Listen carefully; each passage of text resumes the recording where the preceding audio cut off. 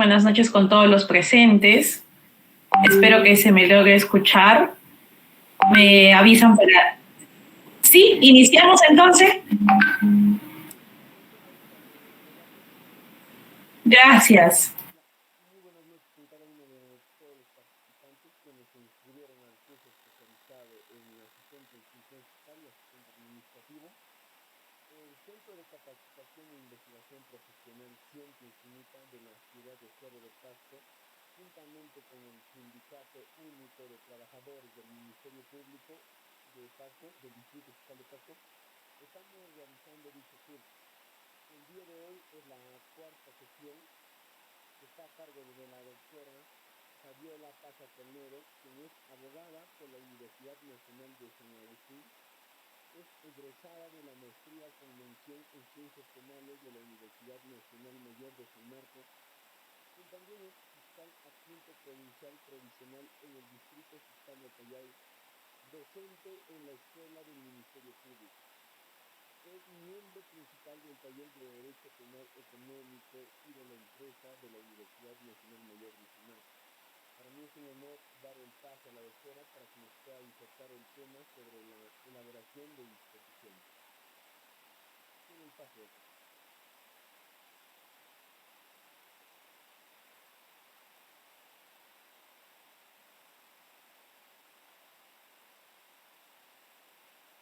Muchas gracias por la presentación, Giancarlos, y en especial por la invitación, por esta gentil invitación hacia mi persona para poder compartir el día de hoy con ustedes, estimados colegas, un curso que es de capacitación permanente e importante. Esto es la elaboración de providencias y disposiciones, ¿no? Asistente en función fiscal, asistente administrativo. Y yo quiero empezar señalando de que no tenemos que hacer una distinción entre estos dos tipos de asistentes hoy por hoy desde lo que vendría a ser el principio de primacía de la realidad. ¿Por qué lo digo? Lo digo porque nosotros ya en la práctica nos hemos venido dando cuenta de que esta labor es demandante y requiere que todos nosotros pongamos de nuestro esfuerzo. Y ahí también reiteraré pues las disculpas del caso por la demora en el ingreso, y es que obedece a que me encuentro en semana de turno fiscal, pero no quería dejar de compartir con ustedes el día de hoy este curso y estas experiencias que a nosotros nos van a ayudar a aportar en la labor fiscal. Entonces he preparado unas diapositivas, las mismas que les voy a compartir.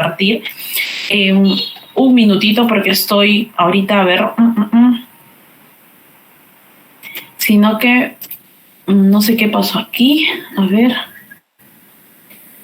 para compartir las diapositivas. Son diapositivas que en realidad nos van a dar pautas y nos van a decir cuáles son las más conocidas y las más utilizadas disposiciones, los modelos, ¿no? Y algunos tips que yo he tenido a bien recabar desde mi experiencia, ¿ya? Así que, a ver.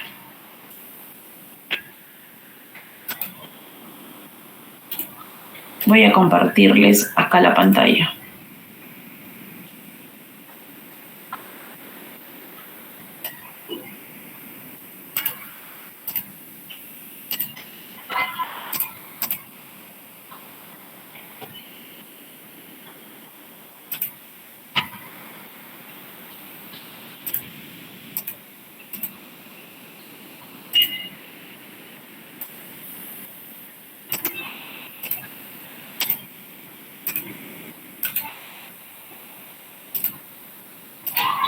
No sé qué está pasando. Ok, es que he ingresado desde otro ordenador. Van a disculpar, a ver. No me visualiza.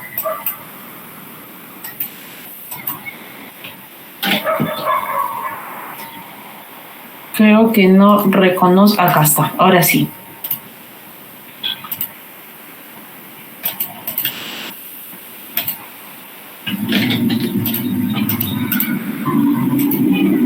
Listo, ahora sí, en tema de que había ingresado por otro explorador y no ubicaba el el archivo. Bien, como pueden ver, yo le he colocado primero providencias, pero en realidad después ustedes van a poder verificar que se trata de no solo de providencias, sino también de disposiciones, porque las indicaciones pues son similares.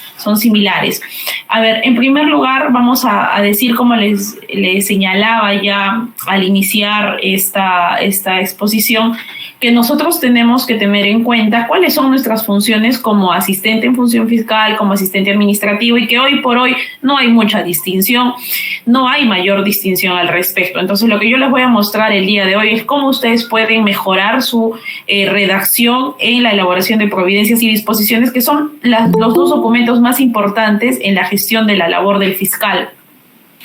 Dicho esto, vamos a pasar al siguiente, ¿no? Entonces les decía, había mucho problema, no sé si ustedes recordarán, hace muchos años había algunos asistentes en función fiscal y administrativos que se rebelaron y dijeron, bien, nos vamos a rebelar porque últimamente los fiscales nos hacen hacer a nosotros todos los proyectos y eso no es justo.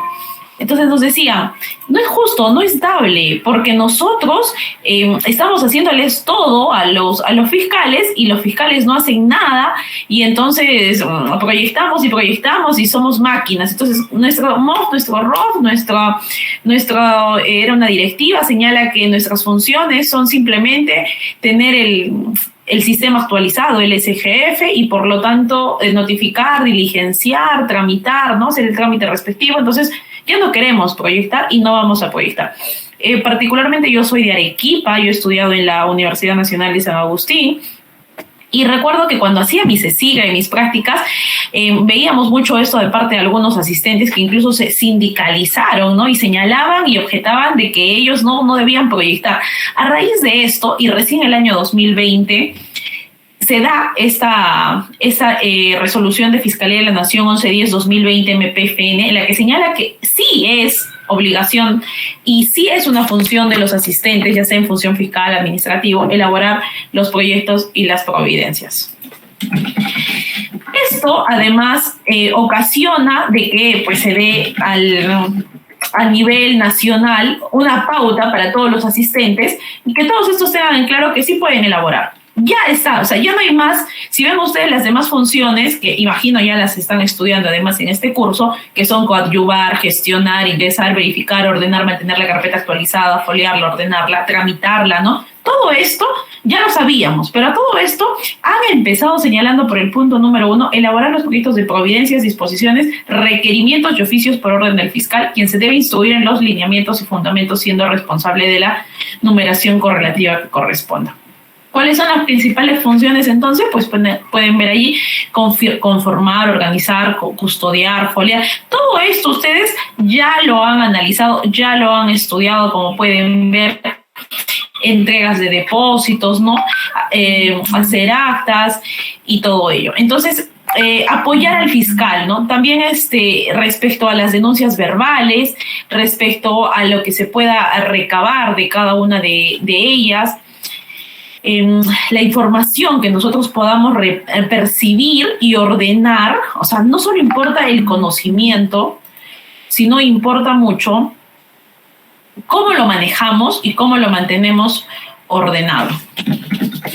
¿Y por qué? Porque si nosotros no hacemos un buen trámite o nosotros no hacemos una buena notificación, vamos a tener un grave problema, y el grave problema es que el fiscal va a terminar pues confundiéndose, o de repente cuando hay un juicio oral y nos digan no estuvo bien notificado, por lo tanto este elemento de convicción ofrecido como medio probatorio pues no va a ser válido, o también se nos podrá decir se vulneró algún derecho fundamental, entre otras circunstancias que nos pueden causar grave perjuicio para la investigación, y que finalmente ustedes dirán, pero ¿cómo es posible? ¿No? O sea, ¿es posible? ¿Se daría el caso? Sí se da el caso, y lo pueden ver más ustedes en los casos emblemáticos donde se ha cuestionado mucho estos temas, incluso al punto de establecerse pruebas prohibidas, ilícitas en alguno de los casos.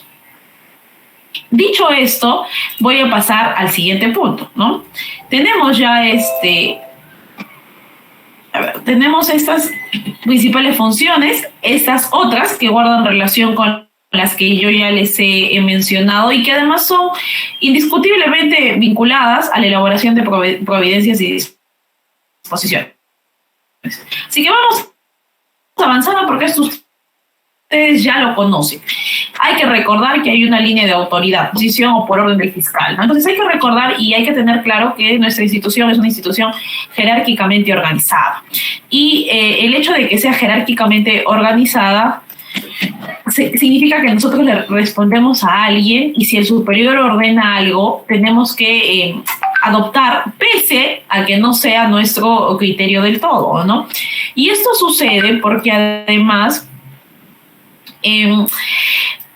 estamos, como les decía, en una institución jerárquicamente organizada y que además implica que nosotros tengamos que obedecer lo que instaure nuestro organismo superior, no solo respecto del asistente a su fiscal adjunto o a su fiscal provincial, sino también respecto, por ejemplo, el propio adjunto al provincial o el propio provincial al superior, como por ejemplo cuando archivamos un caso y nosotros decimos, bueno, mi criterio es que acá pues ya no hay elementos de convicción o de repente no es delito, y el superior me dice, estás equivocado, estás equivocada, yo considero que sí es delito o considero que hay más elementos de convicción que no has recabado, no has hecho bien tu labor, entonces le dirá al fiscal, te amplío la investigación, investiga, lo mismo pasa con el sobreseguimiento. Entonces, estas situaciones, estas cositas, hacen que nosotros recordemos que nuestra institución es jerárquicamente organizada. Entonces, hay que recordar esto, no hay que perderlo de vista, sobre todo porque cuando a veces lo perdemos de vista es que ya no respondemos o nos hacemos problemas por el orden de criterio, ¿no?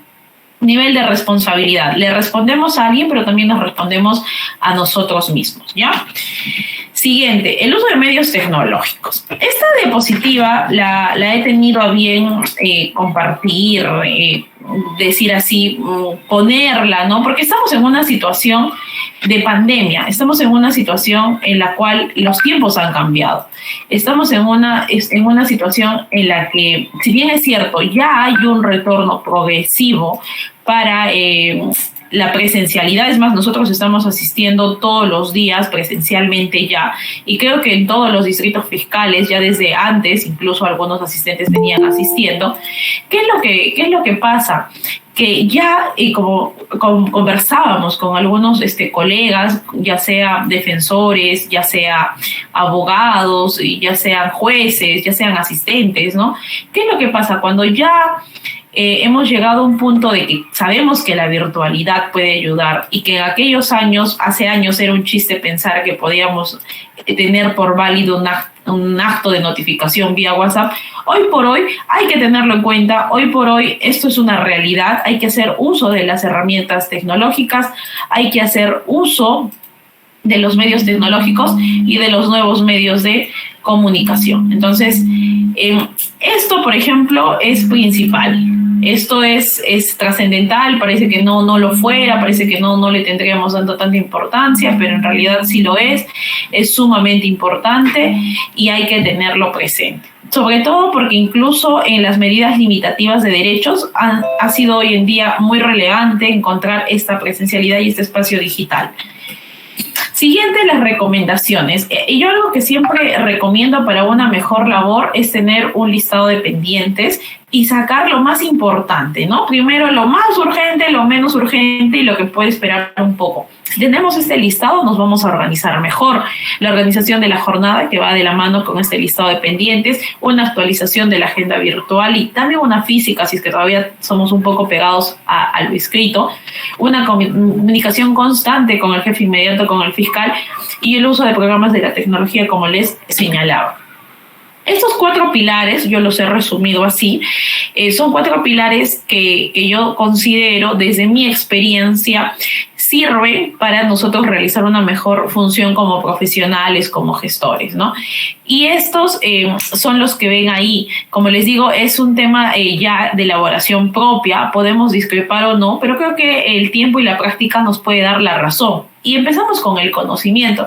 El conocimiento no solo en saber mucha teoría del delito, ¿no? Porque tiene que ir de la mano con el proceso. Entonces es un tema de derecho penal general, penal especial, procesal penal, como pueden ver ustedes ahí. Nosotros al aplicar, al elaborar una providencia, al elaborar una disposición, vamos a aplicar derecho.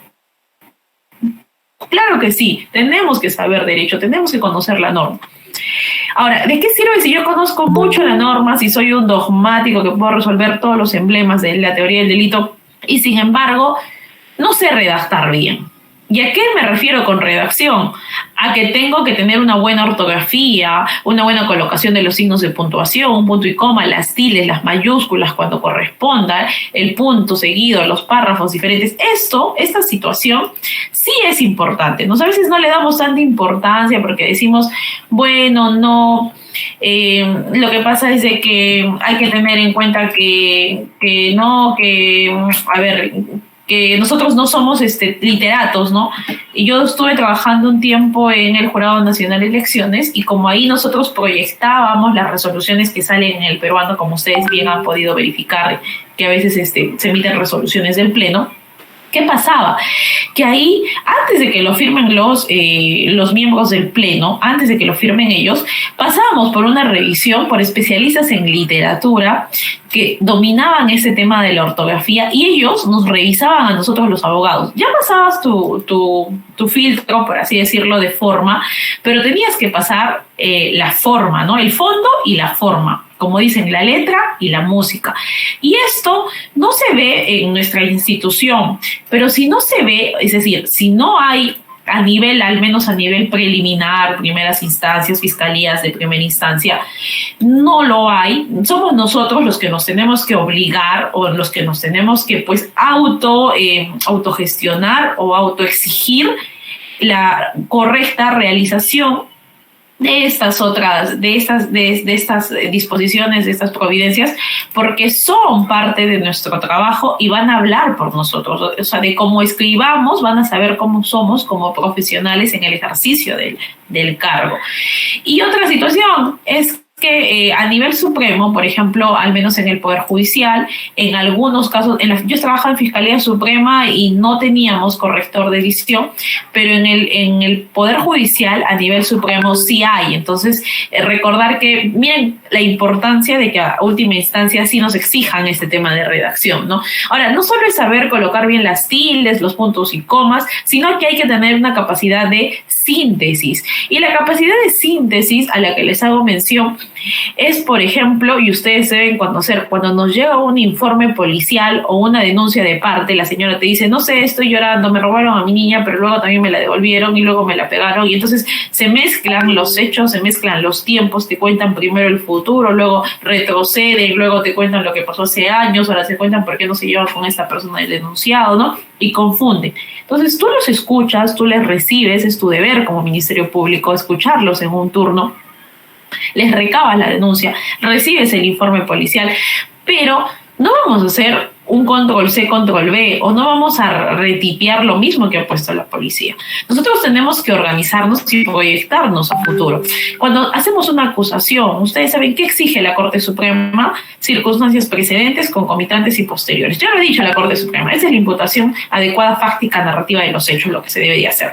Entonces, los jueces, el juez de investigación preparatoria, cuando recibe una acusación, si esa no tiene circunstancias precedentes, concomitantes y posteriores, la rechaza, la devuelve, para que el fiscal la subsane. Y esto sí está determinado en el artículo 351 de la norma. En este caso, si nosotros ya redactamos desde la primera disposición de apertura en orden los hechos, no tal vez colocándole precedente, concomitante y posterior, pero sí una línea cronológica, cuando lleguemos a la acusación va a ser menos complicado poder reelaborar, porque además nos pueden cuestionar que estaríamos cambiando los hechos y eso no es dable. Entonces, hay que tener en cuenta esto, es importante y hay que ponerlo en práctica. ¿Cómo hacemos una capacidad de síntesis? ¿Cómo mejoramos nuestra ortografía? Haciendo cursos, sí, pero sobre todo leyendo. Entonces va de la mano. Si yo me pongo a leer un curso de Derecho Penal y también de literatura, vamos a poder realizar una mejor función. Vamos a tener una mejor redacción. Como pueden ver, esto va de la mano. Ahora, también es cierto que hay que recordar que no solo importa saber mucho, no solo importa escribir muy bien, sino importa ser una buena o un buen asistente, un buen profesional. Y esto es lo que yo estoy tratando de evidenciarles en la parte del tercer pilar, ¿no? Y del cuarto, que van también de la mano. La proactividad. La proactividad quiere decir que somos participativos y que antes de que el fiscal, nuestro jefe, nos diga algo, nosotros ya podemos ir avanzándolo. Es más, mira, ha llegado un escrito, hay que proveerlo, doctor, acá está la providencia. Mira, este caso creo que está para archivar, no se ha identificado al imputado, doctor, aquí está a mi disposición, justo yo me había percatado de lo mismo, ya la verifiqué y ya la realicé, ya la proyecté. Díganme ustedes, si ustedes fueran el fiscal y su asistente les dice acá está, y se anticipa ante lo que pasa, ¿no estarían contentos y satisfechos con esta labor? Díganme ustedes. Por supuesto que sí, por supuesto que sí.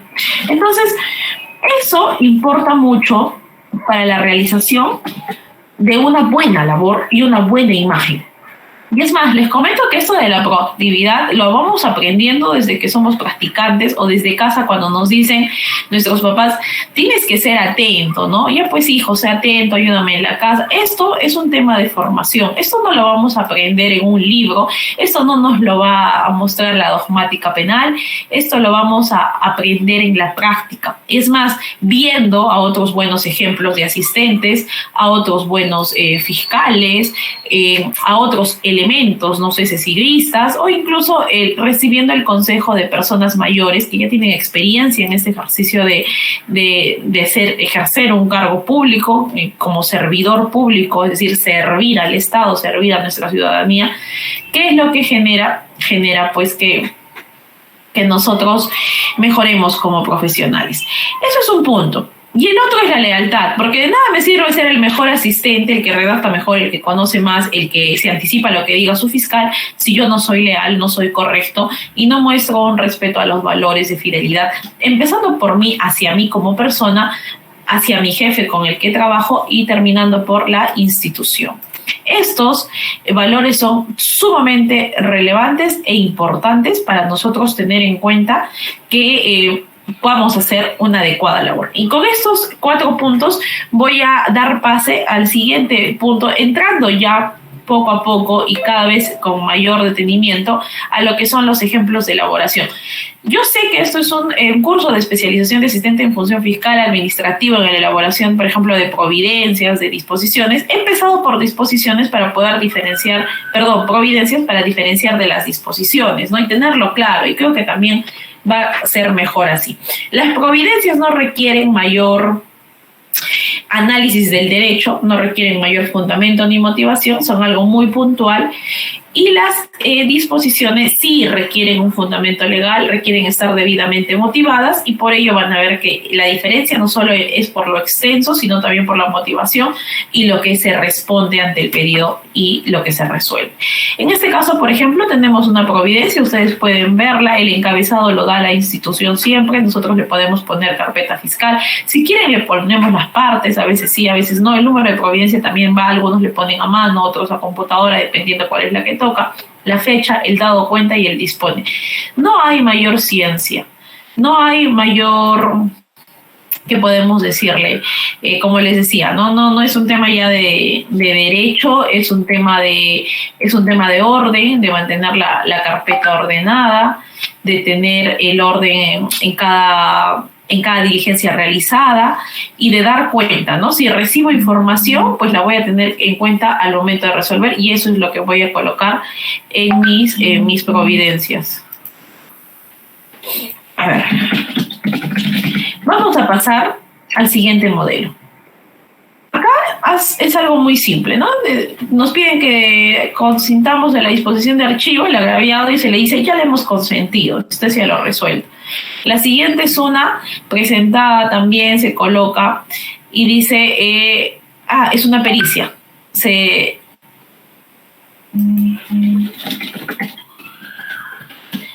¿Qué dice? Se recibe la pericia.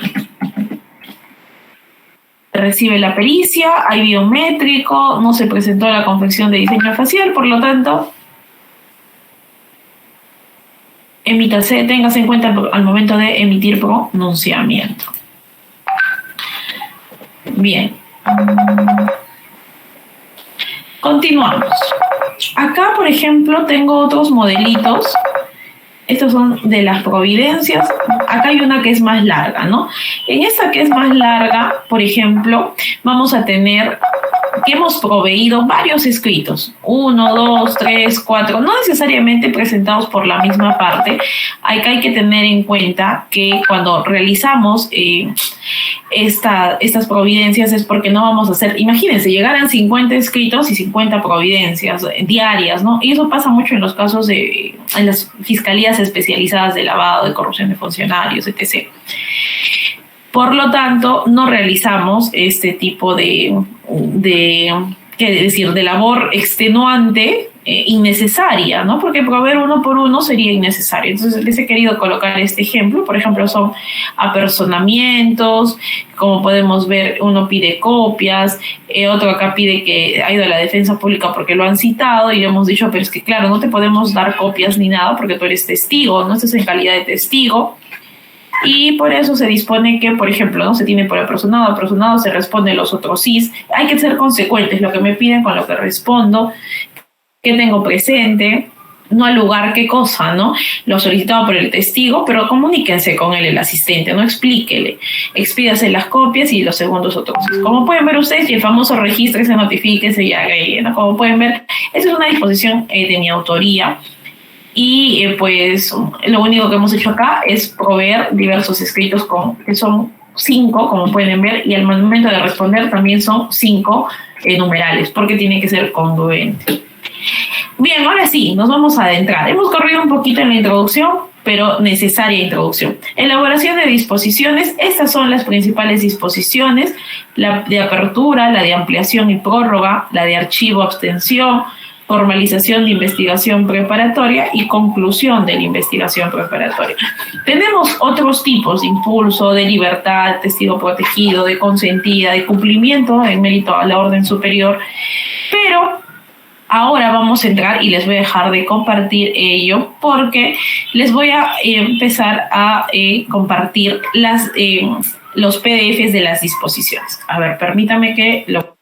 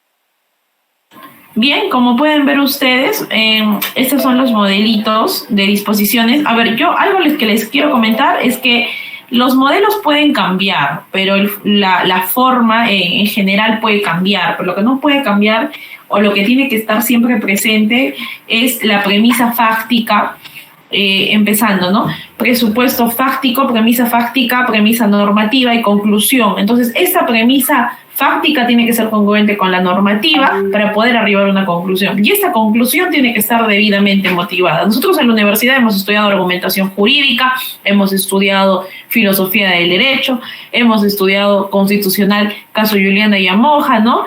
Debida motivación, el Tribunal Constitucional. Entonces, en estos casos, vamos a aplicar todo eso. Solamente recuerden este presupuesto para todo. Premisa fáctica, premisa normativa y conclusión. Conclusión debidamente motivada, dando las razones por las cuales este y este son congruentes. Vamos a iniciar con este primer modelo de disposición, porque es el más común, que es el de disposición de inicio de investigación preliminar. Como pueden ver ustedes, es una de mi autoría. Puede ser mejorable, por supuesto que sí, pero también hay que tener en cuenta que la hemos hecho de acuerdo a la experiencia, ¿no? Somos humanos, podemos mejorar.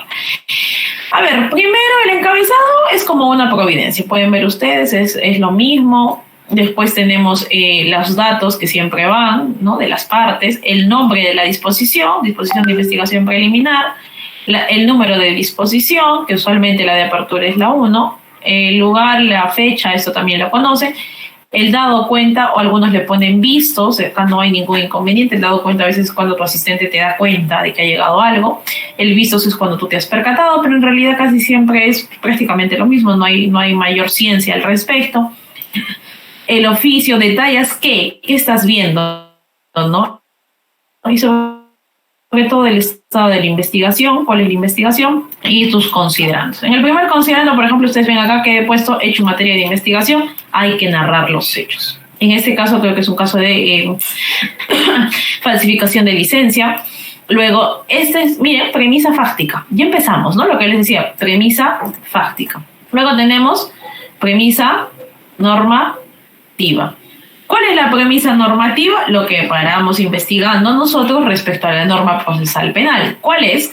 Hay que hacer un hincapié en los artículos del Código Procesal Penal que señala que es el Ministerio Público el titular de la acción penal, del ejercicio de la acción penal. Luego también tenemos el artículo 330 que habla de las diligencias preliminares como actos urgentes necesarios, ¿no? El 3.4 numeral 2 que habla de las diligencias preliminares, el plazo de las diligencias, en líneas generales porque nos habla de las diligencias en etapa preparatoria también, ¿no? Y también se fija que se puede fijar un plazo distinto al señalado en la norma dependiendo de las circunstancias de cada caso. Todo esto ya es necesario como premisas normativas para sustentar la apertura, pero todavía no respecto a los hechos en concreto. Entonces, acá ya viene la premisa normativa respecto a los hechos en concreto, que son donde calzan el tipo penal, ¿no? Hemos dicho 427, segundo párrafo, lo detallamos, y acá está, lo resaltamos y listo, ¿no? Ya está la premisa normativa respecto al hecho concreto. Decisión, entonces recuerden, ¿no? Premisa fáctica, normativa y resultado.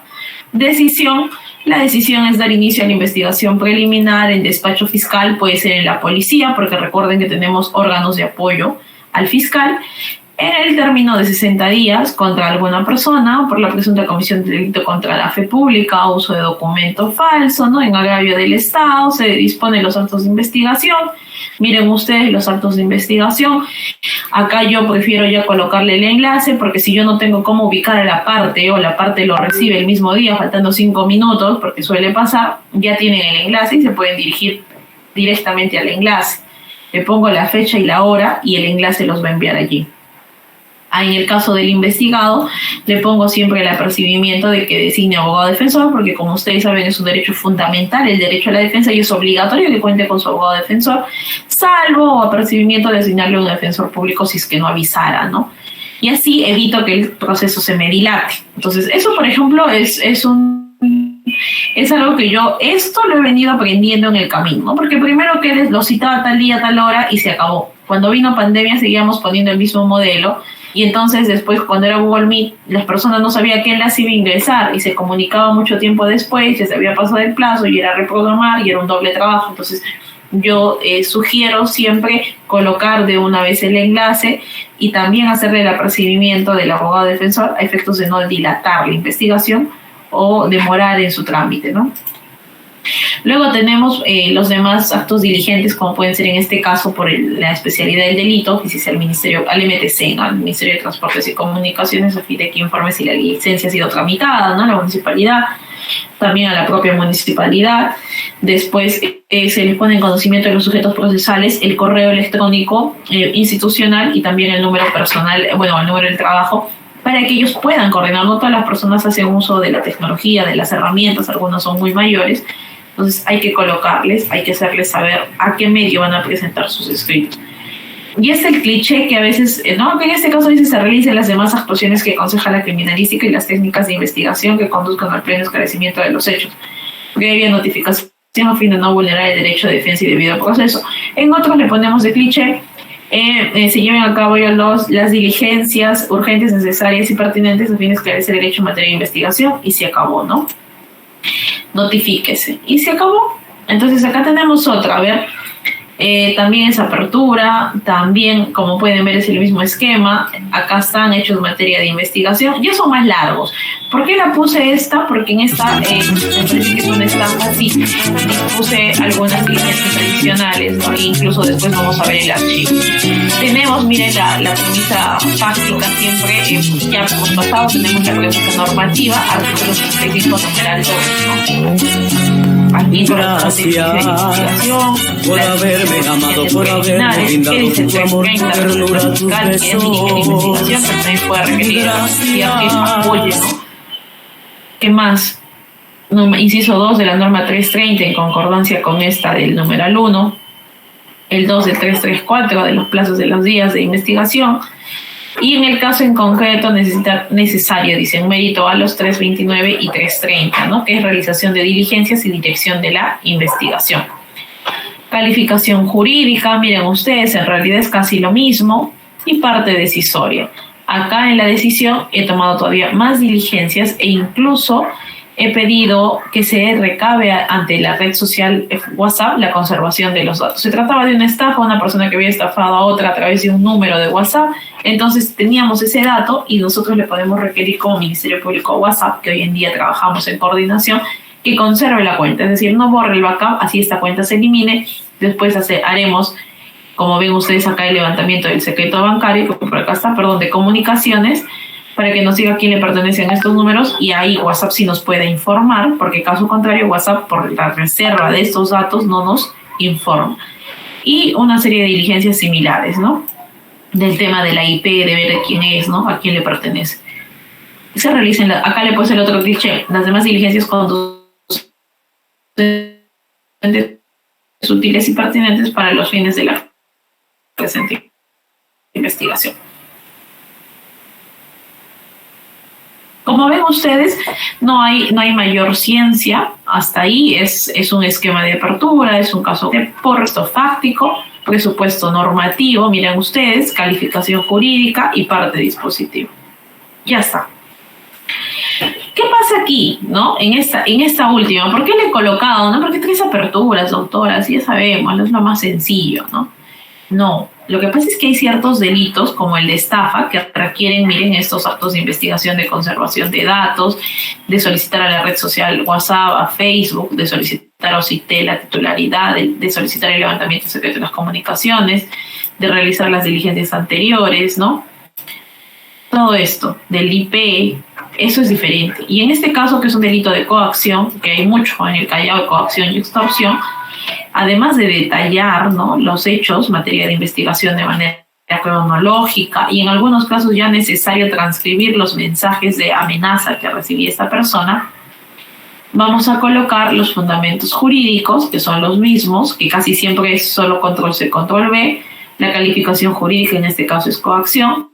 Recuerden que es prima facie, es decir, a primera vista, en primera intención, a primera consideración, porque en caso contrario, pues, dice, será el resultado, el de las investigaciones, lo que nos permitirá establecer la correcta tipificación específica que corresponda la veracidad o no de los hechos denunciados. ¿Qué quiere decir y por qué yo siempre le coloco ello, ¿no? Quiere decir de que si en el transcurso de la investigación yo recibo algo, se borró, a ver, lo vuelvo a compartir. Yo recibo más información y esta información es relevante para la investigación. Entonces quiere decir que y que me dicen que, digamos, los hechos cambian o que varía alguna situación, puede darse el caso de que tenga yo que variar el tipo penal. Y esto es totalmente factible y es una facultad del Ministerio Público. Así también ya se han pronunciado acuerdos plenarios y la Corte Suprema ha sido muy consecuente con este criterio, ¿no? Entonces, dicho esto, vamos a seguir avanzando. Y en este caso de los delitos de coacción y extorsión, pues hay protocolos y eso es otra de las cosas que tenemos que saber, ¿no? Cómo trabaja la institución, cómo manejan ciertos delitos, porque vamos a disponer en este caso que se levante el secreto bancario y todo ello, pero también se otorga las medidas de protección. Es el mismo caso, como pueden ver ustedes, 831 acá está, ¿no? Bueno, acá lo hemos cambiado. Pero se dictan medidas de protección. ¿Para qué? Miren, acá son los mismos hechos, y acá está el fundamento jurídico, y acá está la parte decisoria. Tenemos que otorgarle medidas de protección para que la policía pueda hacer una verificación, dicen, ¿no? Bajo responsabilidad funcional, la policía va a cuidar de esta persona y se le oficia y dice por 6 meses, ¿qué vas a hacer? Por lo menos te vas a comunicar cada 24 horas, ¿no? En el domicilio vas a rondar y vas a informar si a este despacho la ejecución. Por lo menos vas a llamarlos 3 veces por semana. ¿Por qué pasa eso? Porque vemos tantos casos de extorsión, coacción contra la libertad, que estos casos de asistencia por parte de UDAVID y también de parte de Ministerio Público en respuesta específica mediante disposición, es necesario, ¿no? En ese tipo de delitos, además, ya hay protocolos de actuación, ¿no? Se dispone de la geolocalización, levantamientos, conservaciones de cuentas, y eso es lo que nosotros tenemos que tener en cuenta al momento de elaborar una disposición. Desde el inicio, porque nosotros desde el inicio calificamos, es decir, desde el inicio conocemos de derecho. Y al final, no solamente es conocer derecho, sino también es aplicarlo y hacerlo de una manera correcta y proba. Entonces, tenemos ya la apertura, tenemos una calificación que es importante, que va a servir a nosotros para poder direccionar nuestra investigación, porque esa va a ser nuestra matriz y nuestro punto de partida en la estrategia de la investigación. Pero, ¿qué pasa si mis 60 días, que además no están en el código como tal, sino que la Casación 2-2018 de la Libertad ha dicho que son 120 días, que no exceden a la preparatoria, pero que además son distintos de la preparatoria, se vencen? ¿Qué pasaría en ese caso? En ese caso, estos que se vencen son ampliados. Como pueden ver ustedes, tienen en pantalla la disposición número 2, que es una disposición de ampliación.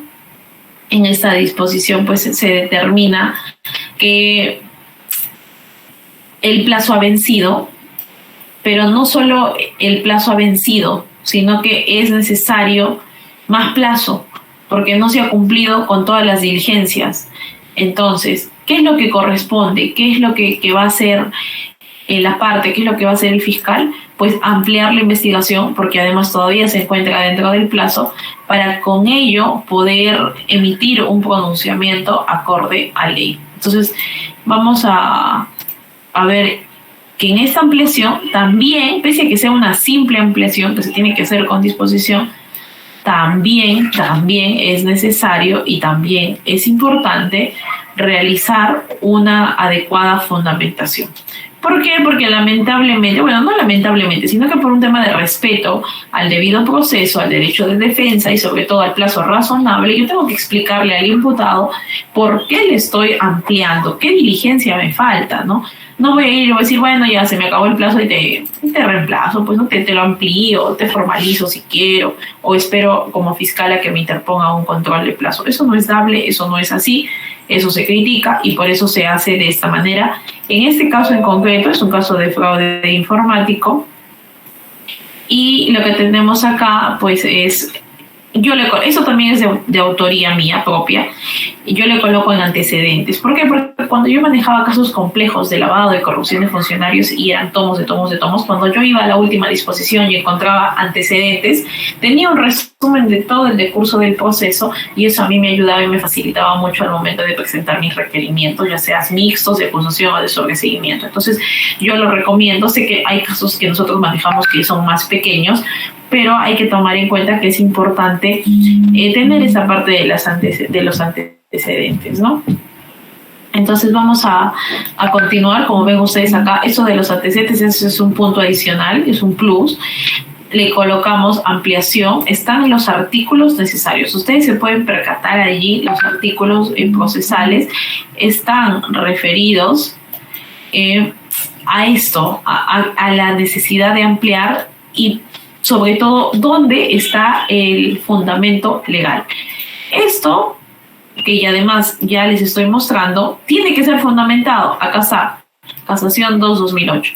¿Y por qué es una casación? Pues vayan ustedes y les digo, pueden ir, pueden verificar, les doy el tiempo que consideren, y van a verificar que no hay en nuestra norma procesal, en ninguna parte de nuestro código, que nos diga el plazo de las investigaciones preliminares son tantos. Hay de preparatorias, pero no hay de preliminares. Entonces, al inicio había mucha confusión, si se referían a todo, si solo se referían a la preparatoria propiamente dicha, si había algún inconveniente y algún problema con consignar otro tipo, con consignar más plazo, o si era indefectible, o si no se sabía un plazo determinado. Entonces, hay una casación 2018, la libertad, que les dice, ojo, el plazo de la preparatoria no se considera para la preliminar, son dos cosas diferentes, y el de la preliminar no está en la norma, pero no puede exceder al de la preparatoria. La preparatoria hemos dicho que son 120, entonces preliminar también serán 120. Entendido esto, entendido este plazo de preparatoria, acá le ponemos, ¿no? Dice, en el presente caso, la importancia de la motivación, porque si no, así falte una diligencia, hay que ponerla, ¿no? En el presente caso dice, si bien se ha recabado la declaración del denunciante y la testigo, sin embargo, a la fecha no se ha recabado la declaración del imputado, de quien no se tienen mayores datos identificatorios. Así tampoco se ha recabado mayor documentación y ejecutada la medida limitativa de derechos. En tal sentido, se hace razonable ampliar el plazo de investigación. Y en efecto, yo sustenté, miren ustedes, a veces no necesitas hacer 10 hojas, ¿no? Sustentar en un parrafito, amplías el plazo, y sin perjuicio de que se acabe antes la investigación, y dispones las diligencias que has mencionado. Y se acabó. Acá tengo otra. Esta le he puesto porque de manera extraordinaria se está interpretando últimamente. Yo tengo 120 días, ya no puedo hacer más. Pero la prórroga en la preparatoria son 120, prorrogables por 60 más. Entonces sí puedo. Y se están ampliando hasta 180 días en algunos casos, lo cual tampoco no es tan recomendable, no es ideal, debe realizarse de manera muy, muy, muy excepcional, y lo correcto es de que casi no se utilice, pero igual lo he querido compartir para que vean el criterio que están adoptando algunos colegas. En algún momento también lo he tenido que hacer en los casos que demoran mucho los postfactos de medicina legal, ¿no? Las negligencias médicas, entre otras. Entonces, dicho esto, vamos a pasar a la parte final del extraordinario, que hasta 60 días y se ampliar de manera extraordinaria. Luego tenemos acá la no formalización ni continuación de la investigación preparatoria. Como ven ustedes, es como un decurso del proceso. Es un trámite que se sigue, ¿no? Es lo que corresponde, y por lo tanto es lo que nosotros tenemos considerando. A ver, seguimos con la siguiente diapositiva, porque ustedes van a verificar acá que pueden ver ustedes la premisa fáctica. Ya, estamos viendo la premisa fáctica. O sea, usted ha dicho premisa fáctica. ¿Dónde está la premisa jurídica? Acá está. Actos de investigación. Y acá, como van a ver ustedes y como están observando, detallamos absolutamente todo, detallamos todo. Ahora, yo les he dicho, ¿se acuerdan? Dentro de los pilares que hay que tener capacidad de síntesis. Claro, en efecto, hay que tener una capacidad de síntesis, pero hay que recordar que no podemos obviar ciertos detalles o manipular la declaración que den las partes. Esto tiene que ser una declaración que se vea pues versátil, verosímil, ¿no? Y para esto yo no puedo ponerle con mis palabras lo que él dijo algo y yo cambiarlo, ¿no? Tampoco digo que hagamos un control C, control V, pero hagamos una especie de resumen sin que pierda por así decirlo, el fundamento, sin que pierda la esencia del declarante. Porque entonces, si es que no lo hacemos de manera adecuada, eso el superior puede pues desmerituar nuestra disposición. Y en segundo lugar, que es peor, si es que es un caso que tiene futuro y no hacemos una adecuada interpretación, una adecuada síntesis, ni siquiera interpretación, una adecuada síntesis, si es que el caso llega a juicio oral, yo puedo tener muchos problemas. ¿Por qué? Porque llego a juicio oral y me van a decir, pero acá dijo tal palabra y cuando se expresa no las menciona. Entonces, ¿quién ha declarado acá? Le han dictado las respuestas que han pasado, ¿no? Entonces, eso como tip hay que tenerlo presente. Hay que recordar que no deberíamos de variar en demasía las declaraciones, pero sí ser detallistas con los datos que además resaltan e importan para nuestra investigación. ¿Correcto? A ver, vamos a continuar. Dicho esto, continuamos acá. Miren todos ustedes cómo he detallado copias de resolución, copia de interbancal, y acá está. Seguimos en la premisa normativa, imputación jurídica. Acá hay el tipo penal imputado. Y además yo tengo que tener, de estar debidamente motivada, una justificación normativa, pero específica, que a mí me permita archivar la investigación, ¿no? Archivarla. Y esto es que la norma, ¿cómo lo faculta al fiscal para archivar? Pues ahí está el 334, el 336, que habla de lo que se requiere, la formalización. Contrario censo, quiere decir que si es que no tengo eso, ¿qué tengo que hacer? Tengo que archivarlo.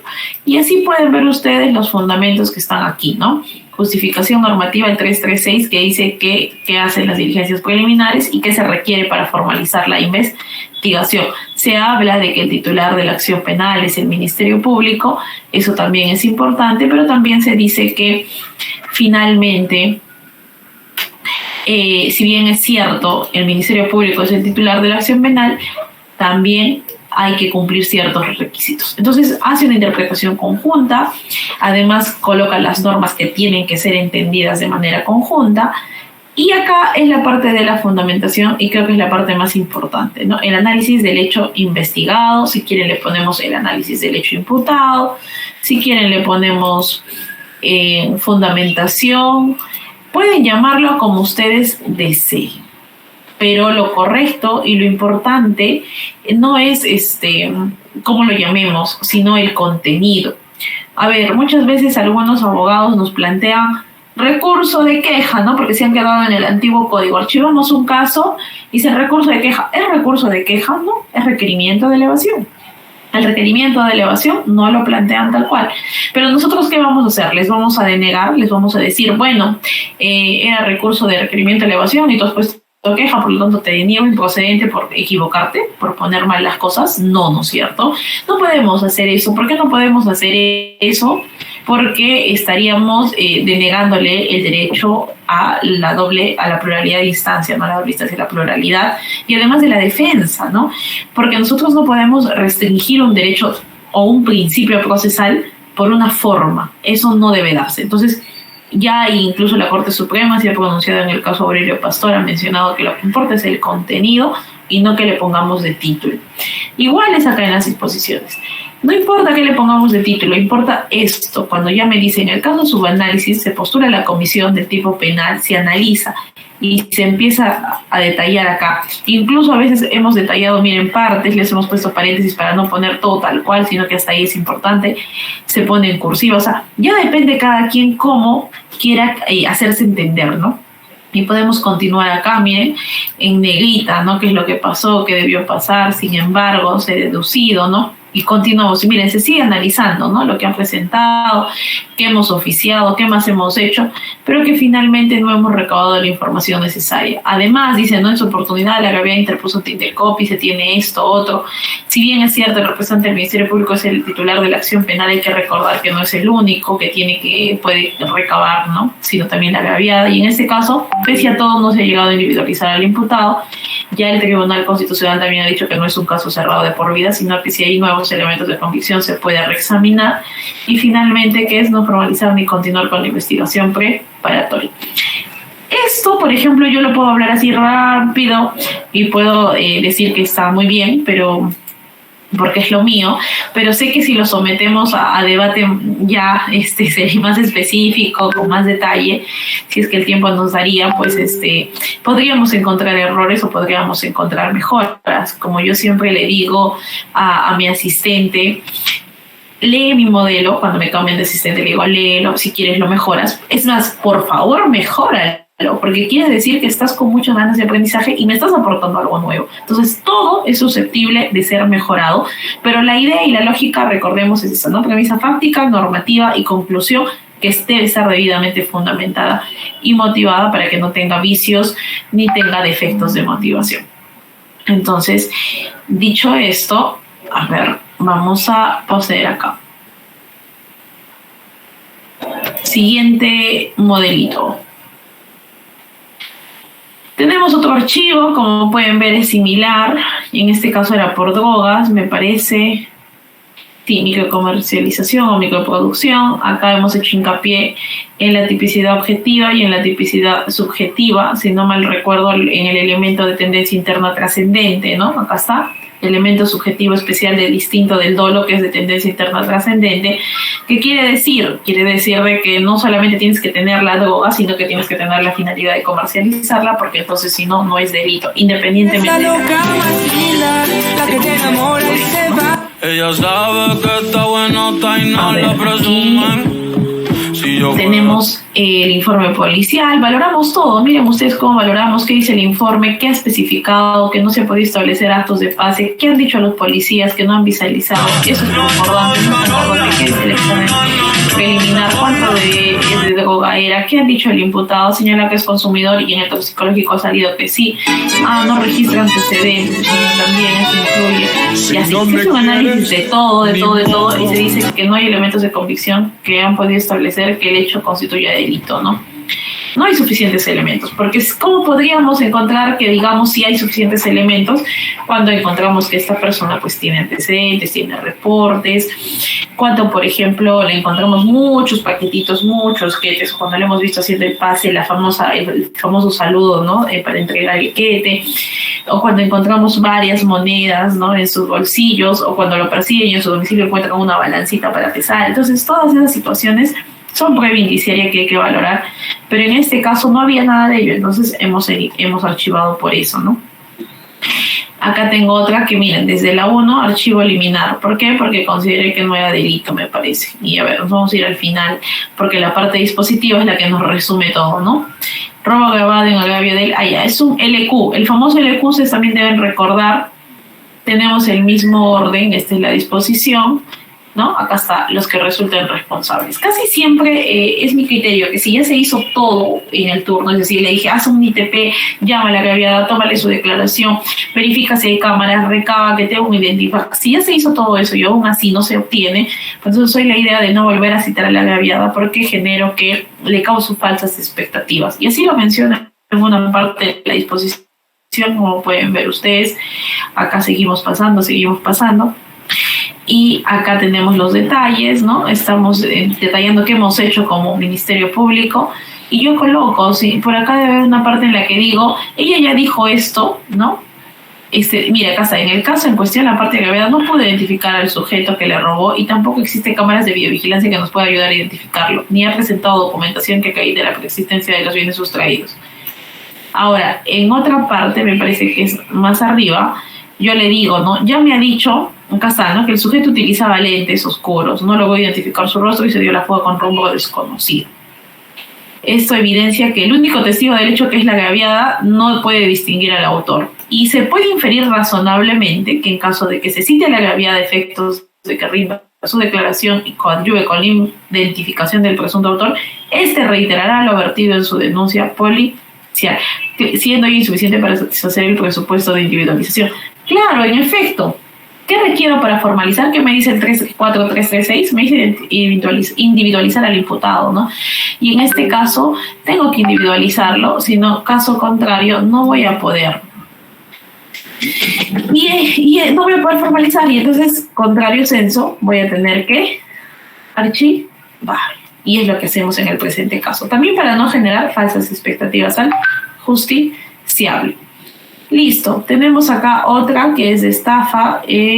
No hay mayor problema acá, igual en el mismo sentido, se decide que no se procede, pero quiero detenerme en esta, y en esta me voy a detener porque es una formalización de investigación preparatoria, quiere decir que es una diferente, que nosotros trabajamos de manera opuesta al archivo, ¿no? Entonces, tal vez, y suele pasar, encontramos diferentes situaciones, diferentes fundamentos, y hasta a veces la encontramos más fácil y decimos, ay, hacer la formalización es mucho más fácil que hacer un archivo, porque en el archivo yo tengo que fundamentar, sustentar elemento por elemento, y en la formalización no sustento elemento por elemento. Sí, pero no es que sea más fácil, es que simplemente no estoy motivando adecuadamente, pero es complicado desde el punto de vista que ya tengo que tener mi imputación. Entonces, aquí sí hay que tener mucho cuidado. Ojo, por favor. No podemos decir, ay, la formalización es fácil, voy a copiar las partes, me copio los hechos de la apertura. No es que me copio los hechos, claro, preparatoria. He podido obtener mayores elementos de convicción que me permitan desvirtuar el tipo penal calificado prima facie, ¿no? Lo que les decía al inicio. Recordemos que el tipo penal prima facie es precisamente eso, prima facie, a primera vista, a primera intuición, pero si después de recabar mis elementos de convicción yo veo que tengo otra situación que hace que sea diferente y que tenga que adecuar el tipo penal, pues tengo que hacerlo. Y además no solamente estoy en la posibilidad, sino estoy en el deber y en la obligación de colocar el adecuado tipo penal como representante del Ministerio Público, como defensores de la legalidad, ¿no? Entonces hay que tener mucho cuidado cuando se dice que una formalización es muy sencilla y que no, es muy complicada, porque ojo, esto sienta las bases para que nosotros digamos, ojo, podemos acusar. Tal vez tengo todavía, el nuevo modelo me da la posibilidad de poder sobreseerlo, pero ojo, porque yo, si lo he formalizado es porque digo que hay futuro. Y si hay futuro, entonces voy a poder hacer una acusación. Y una acusación jamás va a estar tan desordenada, ¿no? Entonces, y mucho menos no tener una adecuada imputación o una adecuada narración de los hechos en circunstancias precedentes, concomitantes y posteriores. Entonces, aquí mucho cuidado con pensar que una formalización no es importante o es sencilla o no darle la importancia que requiere y necesita. Porque claro, no es complicada, no es cosa del otro mundo, más aún si nos preparamos en cursos como estos, pero tampoco la tomemos a la ligera. Entonces acá tenemos lo mismo, el encabezado, tenemos las partes, tenemos el encabezado de siempre, ¿no? El nomen juris, el vistos o el dado cuenta, los datos personales que siempre se colocan para identificación del Poder Judicial también, los presupuestos fácticos, ya narramos, ¿no? En orden, precedentes, concomitantes y posteriores. Como pueden ver ustedes acá, por ejemplo, ¿qué digo? 19 de diciembre, ¿no? El cómo, el cuándo, el dónde, de la fecha, tal, pasó eso. Al promediar las 5 horas, ¿qué quiere decir? Que pasó tiempo, ¿no? Porque acá le pusimos la hora, me parece, y al pasar tantas horas, luego, ¿qué pasó? Personal llegó y estaban realizando, y luego, ¿qué pasó? Entonces, lo estamos narrando como una historia, que es lo que tiene que ser, ¿no? Una historia cronológica. El acta de intervención policial, el acta de registro, entonces miren como detalle las actas. Acá está.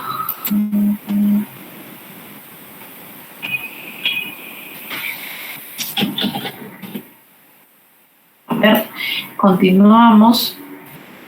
Elementos de convicción. Declaración de la agraviada, ¿no? Subsunción típica de los hechos. Acá está. Cuántos tipos penales. Y acá esto es importante, porque muchas veces en las formalizaciones simplemente, ya, plum, y no le ponemos en calidad de qué, de autor. Recordar eso, por favor. Y para terminar, yo es algo que he agregado, que he visto que no se hacía, porque yo también seguía modelos, ¿no? La típica cuando entramos en una nueva fiscalía, ¿qué pasamos? Ay, pásame tu modelito y chancamos, la famosa palabra de chancar, y se acabó. Pero yo, mientras iba avanzando en la fiscalía, ¿no? Y ya cuando asumí como fiscal me di cuenta de que los modelitos ayudan muchísimo, pero no lo son todo, son mejorables. Y cuando vemos las deficiencias de estos modelitos, cuando entramos en audiencias, ¿no? Y en audiencias tenemos varias falencias y varios percances cuando nos hacen preguntas o cuando vemos que no puse esto, o sea, lo sé, lo conozco el caso, lo puedo analizar, puedo sustentar, pero no está en mi disposición, ¿no? Entonces siempre la guía y acá la imputación, ¿por qué cada delito, no? Este delito, ¿por qué? Este otro delito, ¿por qué? La modalidad, de igual manera acá lesiones, y la imputación, ¿qué les imputo? El cómo, el cuándo, el dónde, de qué hacer precisamente y exactamente qué cosa, ¿no?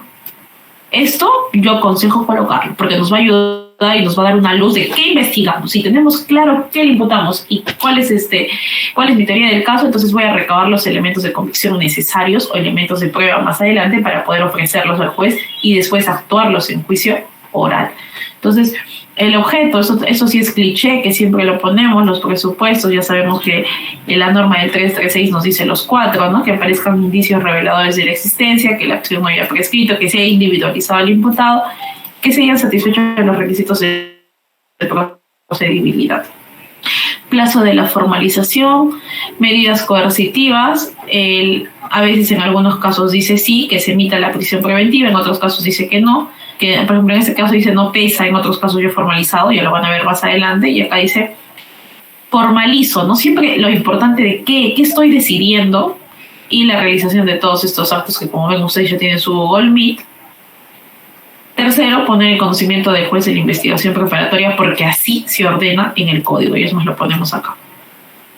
En este otro caso, como ven, es una disposición 1. Le he puesto porque a diferencia de la disposición 1 que siempre es apertura, en este caso es un caso de turno, es flagrancia, formalizamos, miren cómo ya cuando es un caso que tiene futuro, miren cómo lo trabajo yo ya, miren, presupuestos fácticos, pero miren, yo ya coloqué precedentes, concomitantes y posteriores. ¿Por qué? Porque yo sé que es un caso que me voy a ir a juicio y que probablemente acá incluso la persona podamos arribar a una sentencia de determinación anticipada. Entonces ya yo me proyecto.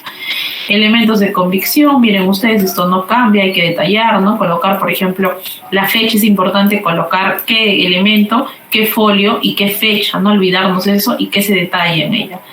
Entonces, como ya era un tema de un caso bastante largo, yo ya hacía la síntesis, ¿no? Miren acá, miren esto, miren, o sea, todo esto lo he detallado, he recabado todo lo que he podido. Subsunción típica, qué delito se le imputa, por qué le imputamos este tipo penal, acá, ¿no? Acá ponemos que por qué está agravante y acá en el presente caso, qué agravantes, ¿no? Y por qué esa. Acá, por ejemplo, en este caso, si ustedes se percatan, no le puse la imputación concreta, debo haberla oralizado, porque no está, ¿no? Y acá miren, presupuestos, eso es lo mismo como les decía, los objetos, los presupuestos, pero miren acá ya, el plazo de los 120, acá, medida coercitiva, ¿no? Es necesario se solicite la medida coercitiva. Y estamos pidiendo prisión preventiva, ¿no? Es un caso que tiene futuro. Y por eso digo, ya, formalizamos la investigación y se realicen estos actos preparatorios, se pone en conocimiento del juez. Además le he dicho que fije al juez, ¿no? Dicte medida coercitiva de prisión preventiva, que se está solicitando en un requerimiento, ¿no? Conforme ley, y que se efectúe la entrega de un autorradio, bueno, el que le habían hurtado al agraviado. Eso, por ejemplo. Y otra última que es muy, muy, muy conocida es la conclusión de investigación preparatoria, que son 2 hojitas. Y me dirán, solo son 2 hojas, doctora, porque dice que es muy conocida y hasta puede traer problemas. Y miren ustedes, esto le he creado yo, ¿no? Mis antecedentes, como les digo siempre, para guiarme, ¿no? Porque yo con la 1 dispuse apertura o tal vez formalización y con la otra prorrogué. ¿Y qué obtuve, no? Se evidenció que el plazo ya venció y revisando los datos se puede concluir que la investigación ha cumplido con su objeto y ya se tienen suficientes elementos. Por lo tanto, la norma nos decía acá, ¿no? 342, 343 y acá está, doy por concluida. Ahora, ¿por qué puede traer problemas? Porque si yo me excedo en el plazo, me someto a un control de plazos por parte de la defensa y otra que a veces la defensa ofrece medios de prueba y nosotros no los actuamos y ya nos gana el plazo, nos gana el máximo y damos por concluida. Y acá, por ejemplo, hay un abogado, litigante muy conocido, que ha dicho que precisamente le había pedido al fiscal que realice unos actos de investigación y le dijo, no, ya no tengo plazo, doy por concluida. y le plantea una tutela de derechos. ¿Para qué? Para que pueda él reabrir una investigación, porque estaría vulnerando y recortando su derecho al debido proceso, al derecho de defensa. Y esto además ustedes dirán, ¿es cuestionable? Por supuesto que sí, porque hay una posición de la Suprema que dice que la tutela de derechos es restrictiva, es una medida que únicamente se tiene que recurrir de manera residual cuando se vulnera algún derecho estipulados dentro de los más fundamentales como imputado detenido, ¿no? Abogado defensor, presunción de inocencia, derecho a guardar silencio, a ser tratado dignamente, ¿no? Y no a cualquier modalidad. Y ya también hay otra parte de la Suprema que dice que, si bien es cierto se refiere a esto, hay una especie de pequeña salidita de que también, si es que es un derecho ligado a un principio fundamental o un derecho fundamental y que no tiene una manera específica regulada en nuestro código. Entonces aquí ya dejas la puerta abierta, y este abogado decía, bueno, yo estoy presentando esto, decía, porque eso vulnera mi derecho a defensa, a la igualdad de armas en el proceso, el derecho a la prueba, y entonces no le falta mucha razón. Y acá podemos decir que en efecto hay por parte de él una lógica, y también hay una cierta importancia en la forma en cómo concluimos una investigación preparatoria y cómo lo hacemos, pese a que sean solo 2 hojas, ¿no? Pero todo, si se han percatado, como les decía desde el inicio, presupuesto fáctico, normativo y jurídico. Esos son los modelos que son más usados, que yo les puedo compartir. Tal vez más adelante podamos nosotros hablar de otros modelos más específicos, más detallados también. Igual me someto a sus preguntas, a sus aportes, y si quieren recibir algo adicional, pues yo estoy acá encantada de poderlos apoyar y compartir mi experiencia desde la labor que ejerzo, ¿no? Así que gracias con todos ustedes. Felicitarle por la ponencia brindada el día de hoy, fue muy clara y muy precisa. Vamos a pasar a la segunda etapa. Si alguien de los participantes tiene alguna pregunta, puede hacerlo en la caja de comentarios, o también puede levantar la mano y activar su micrófono.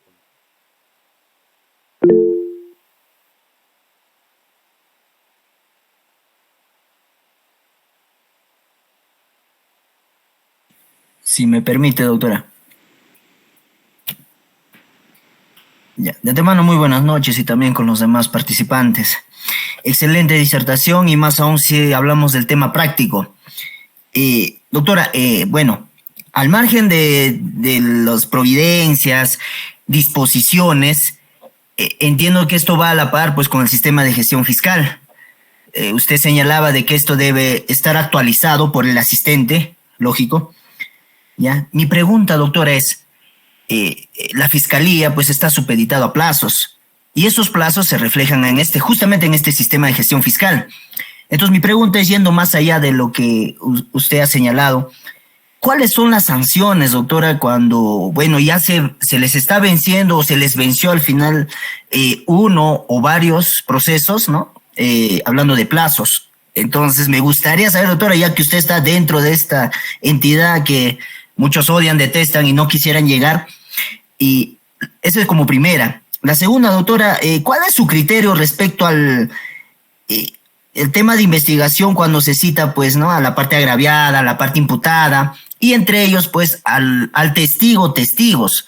No voy a decir en todos los casos, doctora, pero en algunos hay testigos oculares claves. ¿Para qué? Para esclarecer los hechos. Entonces mi pregunta es, doctora, ¿qué pasa si este testigo no va a declarar, pese a que haya sido citado pues 1, 2 o hasta 3 veces? ¿Se puede ejercer pues la medida coercitiva, o sea, la conducción compulsiva, doctora? Esa es mi pregunta. Y 3, doctora, para terminar, me gustaría saber, doctora, usted como fiscal, si hablamos, pues, yéndome un poquito más del tema, dentro de la labor también, ¿no?, dentro de los despachos fiscales están los requerimientos, ¿no?, que también entiendo que deben estar debidamente fundamentadas, motivadas. ¿Y alguna vez usted ha formulado acusación en base a indicios, doctora? Esa es mi pregunta, y de antemano agradezco su respuesta. Gracias. Gracias, doctor, gracias por sus palabras. Eso nos motiva a nosotros a seguir compartiendo. A ver, son 3 preguntas que pueden dar cabida a hablar de cada una de ellas en una sesión completa, así que vamos a tratar de ser breves y concisos como deben ser los petitorios.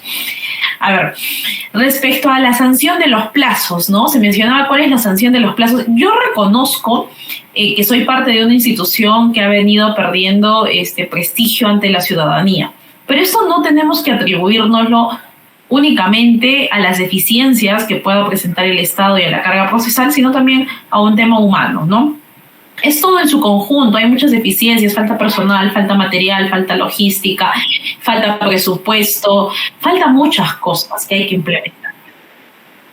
Pero lo cierto, lo puntual, es que sí se puede, ¿no? Sí se puede, y cuando estos plazos ya exceden, o sea, cuando ya nos ganan los plazos, el fiscal está en la capacidad de tomar una decisión para que no sea perjudicial a la parte.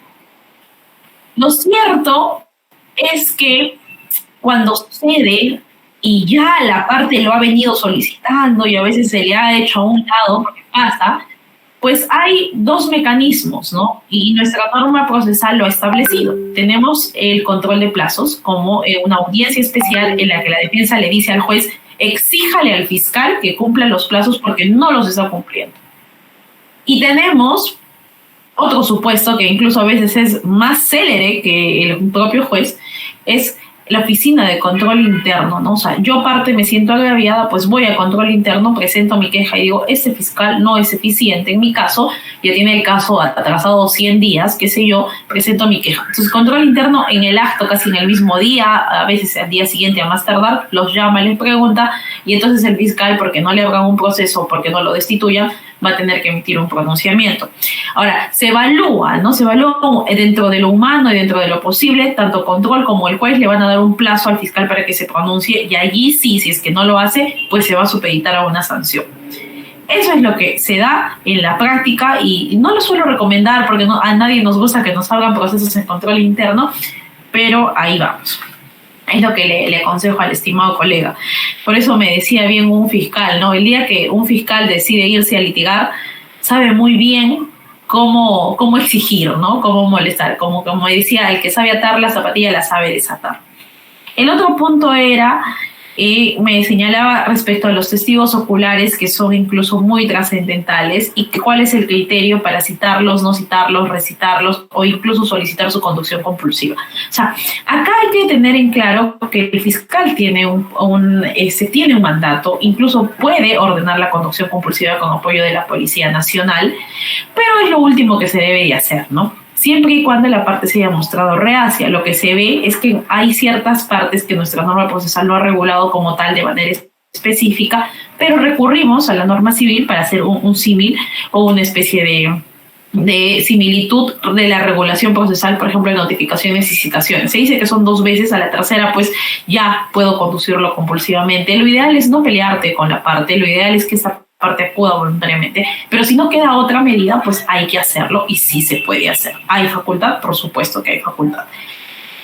Siempre y cuando consideres que es relevante, importante y no puedes encontrar la información de otra forma, ¿no? También. Y esa estrategia. Lo último era si es que se había realizado alguna acusación con prueba indiciaria. Por supuesto que sí. Por ejemplo, en el tema de drogas, yo he tenido sentencias con pruebas indiciarias porque casi todo en este tipo de delitos es con prueba indiciaria. Lo mismo que en violación sexual o actos contra el pudor, sobre todo actos contra el pudor, ¿no? O sea, es muy complicado porque solamente es el dicho del menor, del me tocó, y tenemos que encontrar pruebas que corroboren periféricamente. Entonces, definitivamente los fiscales todo el tiempo estamos presentando requerimientos de acusación. Si bien es cierto, la clase de hoy es referida a disposiciones, yo espero que este curso también tenga tanta acogida y más adelante pueda darse, por ejemplo, otra de requerimientos, ¿no? Y hablar de cómo presentar los requerimientos, porque también son otro mundo, ¿no? Son otros los esquemas que se van a presentar allí. Y otra la manera de enfocar la estrategia. Y sí se presentan bastantes acusaciones con prueba indiciaria. De hecho, creo que son más las acusaciones con prueba indiciaria que se puedan presentar hoy en día, porque no todas las pruebas, no todos los delitos van a tener una prueba directa, ¿no? O una sindicación directa. Entonces, aquí, por ejemplo, En el Distrito Fiscal del Callao yo he visto que bastante de drogas y bastante de actos contra el pudor, incluso algunos casos de coacción o fraude informático con prueba indiciaria. En otros distritos fiscales, dependiendo mucho de qué delitos tienen como mayor carga, también se han presentado. Creo que es un tema ya de qué es lo que nos queda hacer hoy en día, e incluso en algunos postulamos que es con el dolo eventual, ¿no? Porque a veces la parte dice, pero yo no sabía, me utilizaron, entonces postulamos un dolo eventual. En muchos casos he referido además y en concordancia con la prueba indiciaria. Así que, doctor, espero haberle podido responder, absolver, aunque sea de manera breve, las preguntas que han sido muy interesantes y, como digo, tienen mucho contenido, ¿no? Podríamos quedarnos hablando toda la noche. Excelente, doctora, muchas gracias, y también pedirle, por favor, pueda compartir el material usado en su ponencia de ahora. Excelente y felicitaciones, espero que no sea la primera ni la última tampoco, doctora. Esperando de pronto en una próxima oportunidad reencontrarnos. Muchas gracias. Gracias a usted, doctor. Así que quedo atenta a cualquier otro interrogante o aporte o comentario.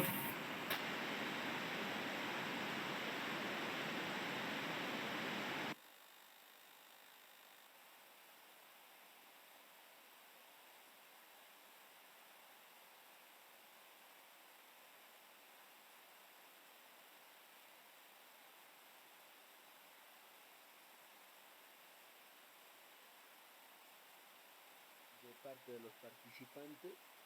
Creo que eso sería todo, doctora. Felicitarme una vez más a nombre del Centro de Capacitación y a nombre del Sindicato del Ministerio Público del Distrito Fiscal de Pasco, doctora. Le doy el pase a ver si tiene algunas últimas palabras para dar por finalizado la sesión del día de hoy. Muchas gracias, muchas gracias. La verdad que las palabras son más que de agradecimiento por esta invitación. Yo feliz de compartir mi experiencia. A veces el tiempo queda corto, pero espero haber aportado con alguito sembrado tal vez más dudas, tal vez más inquietud, y por qué no el querer ejercer también este cargo que, como bien comentábamos con el colega, pues es demandante por la carga. A veces no tienes la retribución o el prestigio, pero finalmente la satisfacción es propia, es interna, es de cada uno, de que está haciendo las cosas bien y que está aportando, aunque sea con un granito de arena, a la sociedad. Hagamos las cosas bien, colegas, y esmerémonos desde el rol en el que estemos, porque tenemos una carrera que es muy bonita y que sirve para servir a la sociedad. Así que nada, los insto a que puedan seguir la carrera fiscal, y si de mi parte pues requieren alguna, a través de los organizadores les haremos llegar las diapositivas correspondientes. Eso sería todo conmigo. Muchas gracias por su atención y buenas noches.